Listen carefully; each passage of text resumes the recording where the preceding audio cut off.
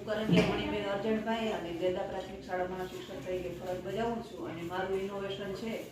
માટીના રમકડા દ્વારા અનોખું શિક્ષણ કે જેમાં મેં ખેતરની માટીમાંથી અવનવા પ્રાણી છે આ પાલતુ પ્રાણી બનાવેલા છે માટીમાંથી ખેતરની માટીમાંથી બનાવેલા છે આ બાજુ છે પાલતુ પ્રાણી છે આ જંગલી પ્રાણી આ બધા પક્ષીઓ છે અને એ પછી છે બધા શાકભાજી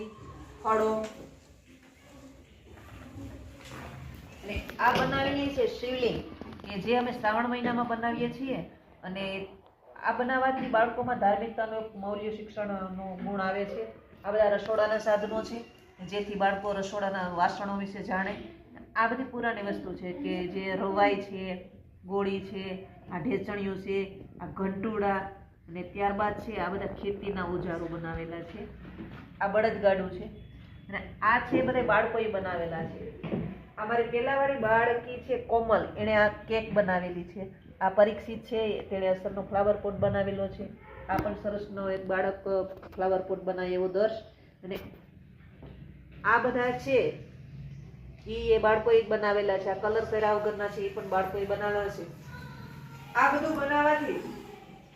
બાળકોમાં હસ્તકૌશલ્ય કેળવાય છે મૌલિક શક્તિનો વિકાસ થાય છે કે જે આ એક ચિત્ર કે આ એક પ્રાણી કે મૂકું તો એના વિશે હું કહું કે આના વિશે તમે નામ લખો તો આ બાળકો બધા નામ લખે છે અને એના વિશે વાક્ય લખે છે એટલે મૌલિકતા પણ ગુણનો પણ વિકાસ થાય છે અને આ ઉપરથી ઇનોવેશન મને પ્રશ્ન કરી બાળકોને કરું તો મને સારો એવો પ્રતિભાવ મળે છે અને મને ખૂબ જ આનંદ અને ઉલ્લાસ સાથે આ ઇનોવેશન હું કરું છું.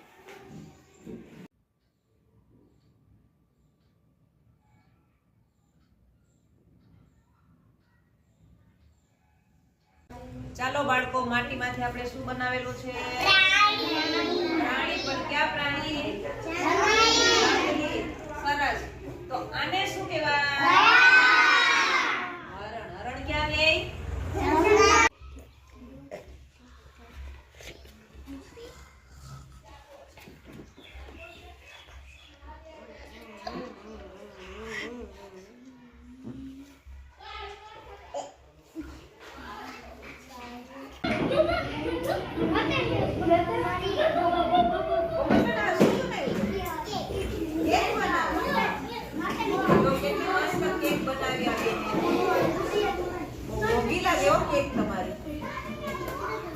તમે બેન તમે શું બનશો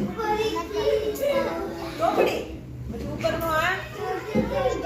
ઢાંકણું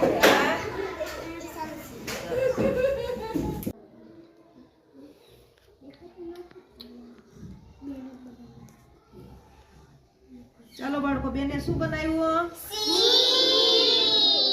સિંહ ક્યાં રહે જંગલમાં બીજા ક્યાં ક્યાં પ્રાણી હોય હાથી